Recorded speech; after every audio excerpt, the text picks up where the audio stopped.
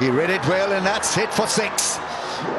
জয়ের আশায় পারি, কিন্তু ফিরতি পথের সঙ্গী শুধু অভিজ্ঞতার ঝুলি। পাকিস্তান সফরের ৩টি ম্যাচেই হার। সিরিজে হতাশাজনক পারফরম্যান্সের পর অধিনায়ক লিটন দাস দুঃখ প্রকাশ করেছেন ভক্তদের কাছে, দিয়েছেন ঘুরে দাঁড়ানোর আশ্বাসও।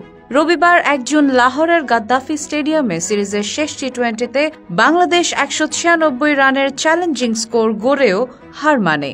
পাকিস্তানের তরুণ ব্যাটসম্যান মোহাম্মদ হারিসের ঝোড়ো সেঞ্চুরিতে ১৬ বল হাতে রেখে জয়ের বন্দরে পৌঁছে যায় স্বাগতিকরা। সিরিজের প্রথম ২ ম্যাচে ব্যাটিং ব্যর্থতায় ছন্নছাড়া ছিল বাংলাদেশ। দ্বিতীয় ম্যাচে শরীফুল ইসলামের ইনজুরি এবং ব্যাটিং ব্যর্থতাকে পরাজয়ের মূল কারণ হিসেবে উল্লেখ করেন লিটন। তবে শেষ ম্যাচে ব্যাটারদের প্রশংসা করে লিটন দায় চাপান বোলারদের কাঁধে। লিটন বলেন, ভিন্ন ব্যাটসম্যানদের আলাদাভাবে সামলাতে জানতে হবে। একেকজনের শক্তি ও দুর্বলতা ভিন্ন, সেটা বুঝে বোলিং করতে হবে আমাদের।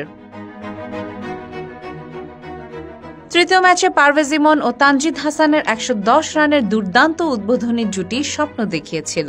তবে পরবর্তী ব্যাটাররা সেই ছন্দ ধরে রাখতে ব্যর্থ হন। শেষ দিকে জাকের আলী ও তানজিম হাসানের কিছু ঝলক থাকলেও তা ছিল অপর্যাপ্ত। সফরে জয় না এলেও গ্যালারির সমর্থনে মুগ্ধ লিটন কৃতজ্ঞতা প্রকাশ করে বলেন, দর্শকরা অসাধারণ ছিল, ২ দলকেই সমর্থন করেছে, দারুণভাবে উপভোগ করেছে খেলা। অবশেষে সমর্থকদের কাছে দুঃখ প্রকাশ করে লিটন বলেন, বাংলাদেশি সমর্থকদের কাছে আমি সত্যিই দুঃখিত। আমরা কোনো ম্যাচ জিততে পারিনি, আশা করি আমরা ঘুরে দাঁড়াবো।